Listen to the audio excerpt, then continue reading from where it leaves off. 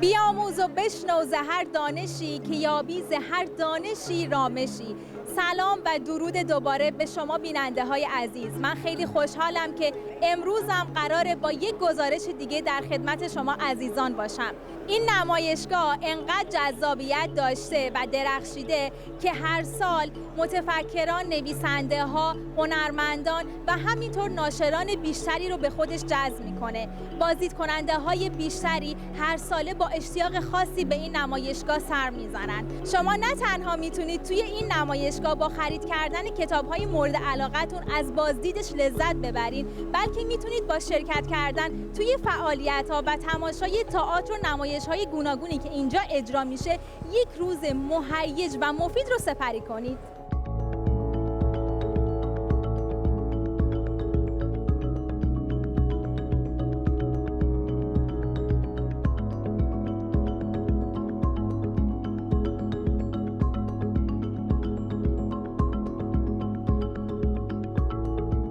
همینطور که توی گزارش قبل گفتم، امسال ایتالیا مهمان افتخاری این نمایشگاهه و هر روز در این غرفه افراد خاصی به بحث و گفتگو پیرامون تاریخ، هنر، فلسفه و ادبیات کشور ایتالیا میپردازند. همینطور برای کودکان نمایش‌های کوتاه، آموزنده و سرگرم کننده توسط هنرمنداشون اجرا میشه.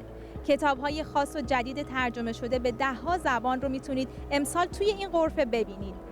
این کشور شاعران و نویسندگان نامی زیادی رو در طول تاریخ داشته، کسانی که با نوشته‌هاشون تغییری در دنیای ادبیات و فلسفه داشتن و افراد زیادی تحت تاثیر سبک تفکر اونها و کلمه‌هایی که منتشر کردن با موفقیت و دنیای بهتری دست دوستی دادن. شعار امسال ما توی این نمایشگاه درست الهام گرفته شده از همین نشر کلمات در طول تاریخه که میگه کلمات میتونن آینده رو بسازن و واقعیت‌ها رو تغییر بدن، پس با آنها دوست و نزدیک باشید. این یعنی اینکه هر چقدر دانایی و دانشمون رو غنی‌تر کنیم، میتونیم کلمات ارزشمندتر و تاثیرگذارتری رو از خودمون به جا بذاریم. همونطور که شاعر ایرانی میگه زندگی صحنه یکتای هنرمندی ماست، هر کسی نغمه خود خواند و از صحنه رود، صحنه پیوسته به جاست، خرمان نغمه که مردم بسپارند به یاد.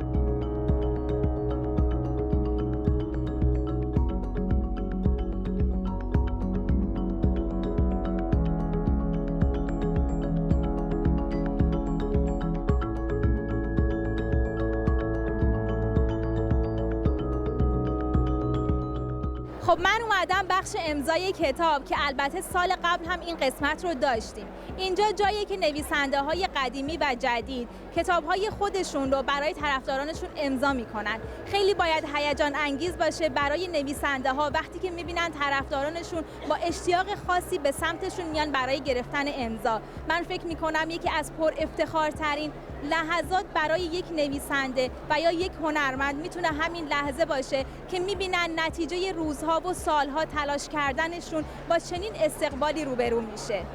تشکر از سازمان کتاب شارجه که این موقعیت رو در اختیار این افراد قرار داده تا بدونن چقدر برای دنیا ارزشمند هستن و تا همیشه به نشر کلماتشون ادامه بدن.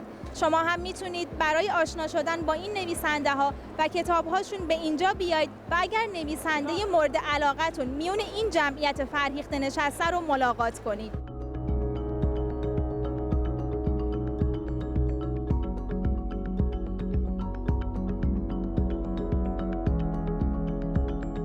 خب من تونستم اینجا یکی از جوانترین نویسنده ها رو شکار کنم و بیام باهاش حرف بزنم. ببینیم اسمش چیه و این کتاب قشنگش در مورد چیه.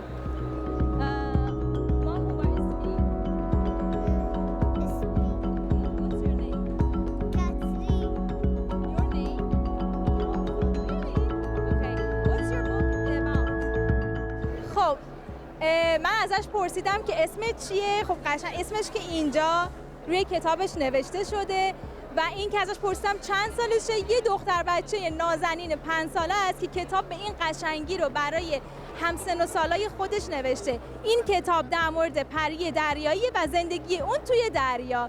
مرسی از این نویسنده کوچولو که با نشر کلماتش داره روی این دنیا یک تاثیر مثبت میذاره.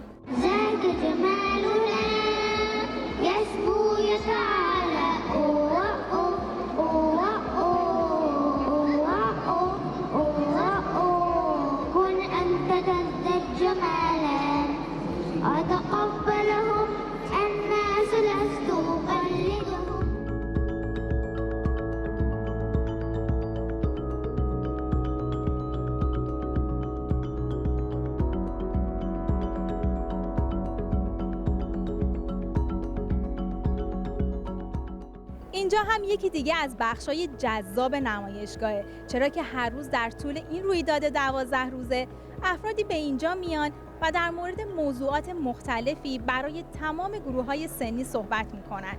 یکی از تجربه‌های علمی و اجتماعی میگه دیگری از دغدغه‌هایی که برای ارتقا دادن سطح بهبودی در زمینه‌های متفاوت داره و این یک فرصت بسیار شگفت‌انگیزه که افراد میتونن خودشون و ایده‌هاشون رو مطرح کنن.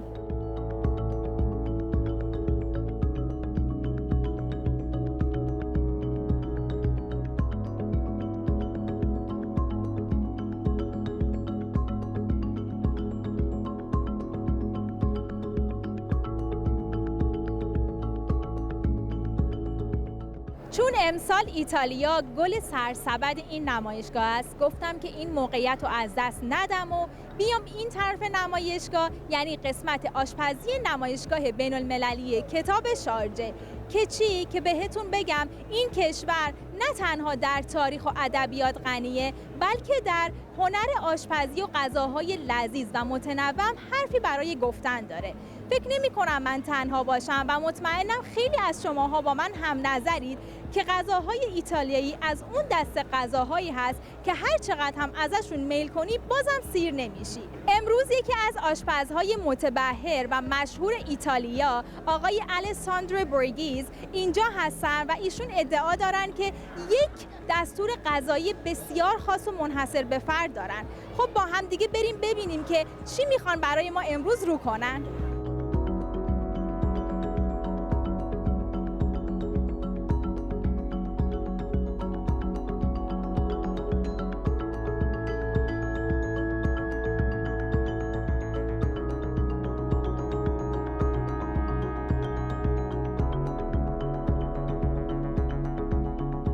خب حالا میخوام چند تا سوال از این آشپز متبحر ایتالیایی بپرسم.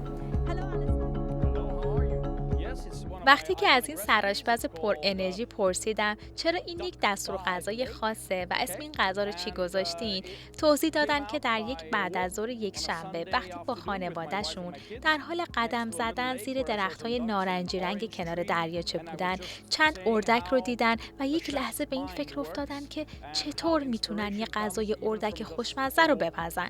نکته خاص این خوراک پخته شدن اردک به 3 روشه.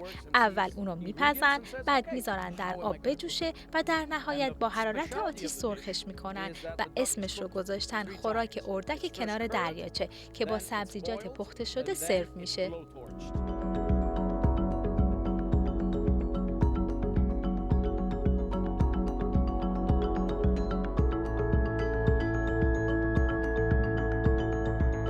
این نمایشگاه با 7 سالن و این همه غرفه و فعالیت‌های جور با جور رو که نمیشه بدون استراحت بازدید کرد. پس با من بیایید تا بهتون بگم چه کار کنید.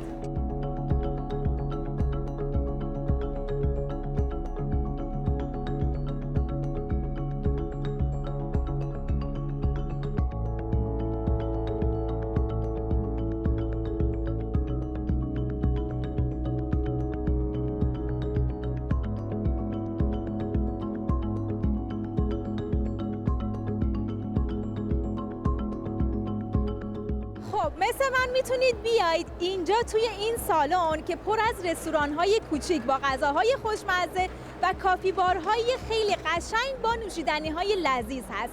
اینجا بشینید و یک لحظه استراحت کنید. اگر که تنها اومدید میتونید بشینید و فکر کنید بعد از این استراحت میخواین به کدوم غرفه ها سر بزنید یا توی کدوم فعالیت ها شرکت کنید. اما اگر با خانواده یا دوستاتون اومدین اینجا چه کار میتونید بکنید؟ میتونید دور هم بشینید و از تجربتون از شرکت توی این نمایشگاه صحبت کنید و یا اینکه کتاب‌هایی رو که خریدین با هم دیگه یک نگاه بندازید. میخوام از یکی از شرکت کننده ها توی این نمایشگاه در مورد تجربه‌ای که داشتن تا به امروز بپرسم و اینکه بدونم آیا اولین باره که توی این نمایشگاه شرکت کردن.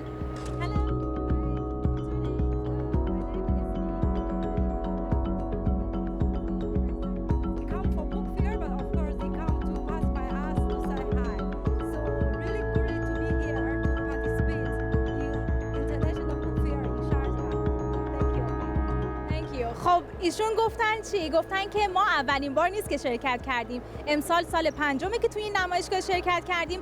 هرچند که این نمایشگاه بیشتر در مورد کتابه، ولی من خیلی خوشحالم که همه این بازدید کننده ها از کنار ما هم رد میشن و به ما سر میزنن و الان ما یه جورایی مشتریای خاص خودمون داریم. مشتریایی که آدم‌های خیلی معمولی هم نیستن، نویسنده ها، هنرمندا و همینطور کوچولوهای خیلی بامزه‌ای که میان پیش ما.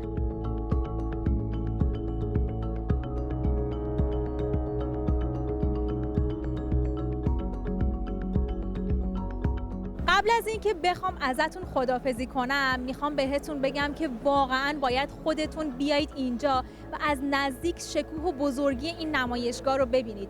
ترکیبی از هنر، فرهنگ، سرگرمی و علم. مراقب خودتون باشید. خدا نگهدار.